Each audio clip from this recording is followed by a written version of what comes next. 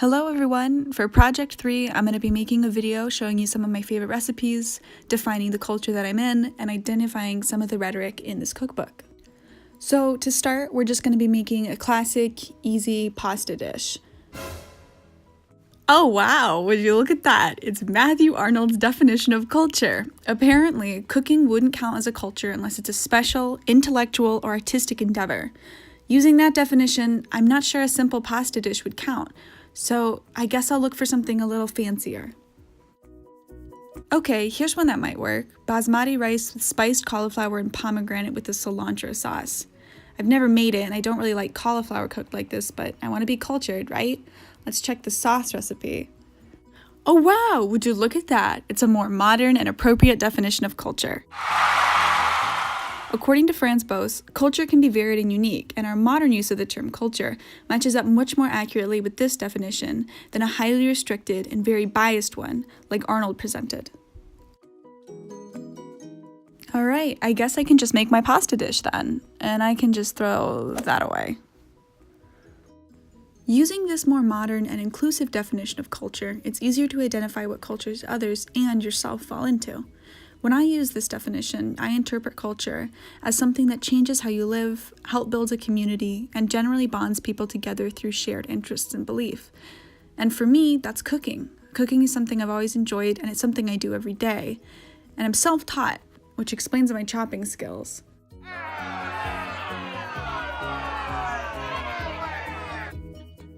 Despite being self-taught, cooking is something that's actually really important in my family. My dad does the majority of the cooking, so I learned some things from him. But I also have a lot of cookbooks, I watch a lot of cooking videos, and I like to try a lot of different recipes, so I learn a lot of different ways. To me, that's another element of culture, allowing the community to learn from each other. At this point in the video, you might have noticed two things. The first is that this is kind of a non-traditional pasta sauce. And the second is that I haven't really been listing the ingredients or the amounts like in a traditional cooking video. The reason for the first is that I like to cook plant-based. I think this adds another layer of culture to my cooking. Not in the definition that Matthew Arnold would use, where this would make my cooking more special, intellectual, or artistic than others, but rather using the definition by Franz Boas, where this just makes my personal culture more varied and unique, but not necessarily better. As for why I haven't been listing the ingredients or amounts like in a traditional cooking video, that's because I don't think this recipe necessarily represents my culture, but rather the group of recipes in the cookbook that I'll show more later, so I didn't feel the need to specify exactly what I was making until the end. But if you're wondering, it's creamy cashew mac and cheese.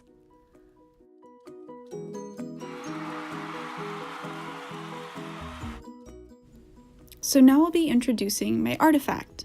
My artifact is the cookbook that you saw at the beginning of the video and that I'm flipping through now. This cookbook varies from other cookbooks because of how it uses rhetoric. To start, the brand of cookbook that I'm using is called America's Test Kitchen. The paragraph on the screen now talks a little about what it means to be considered an America Test Kitchen book. In this company, they try recipes again and again with slight alterations to assure that they have the perfect recipe. This, being one of the first pages of the book, establishes some strong ethos with the purchaser or reader of the book. There are also a number of how-to and tip sheets at the beginning of this book. This adds more ethos because it further convinces the purchaser that the authors really know what they're doing and have tried a number of ways, and it also adds logos because it describes how to do something and why. Cookbooks use pathos in a unique way. While we typically think of pathos as pandering to our emotions like sadness and happiness, pathos can also be used to pander to very basic feelings.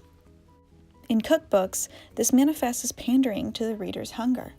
When the authors use highly stylized photos of food like this, they're actually using pathos.